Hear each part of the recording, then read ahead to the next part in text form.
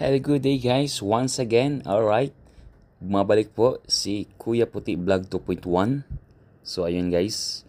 At ako'y talagang mahilig po magluto. Nagluto po ulit ako ngayon ng papaitang kambing. So ano po ba yung papaitang kambing? Yung goat meat po yan, yung lamang loob.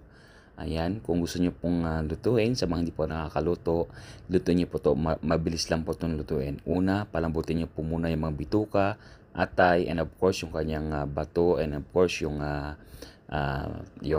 baga. And then kapag once na palambot na, ayan, sa pressure cooker, hiwain na maliliit. And of course, igisa niyo po muna yung bawang, and then sibuyas, and then after that, yung maliliit na slice ng luya, ginger, and of course, tsaka ilagay nyo na po yung inyong hiniwang mga kambing. Ayan, yung meat niya. So, try nyo guys, masarap po ito. Pwedeng pampulutan, pwedeng pang ulam. Napaka-the best po ito, Filipino style. Okay, yun lang po. Thank you for watching and please subscribe my YouTube channel.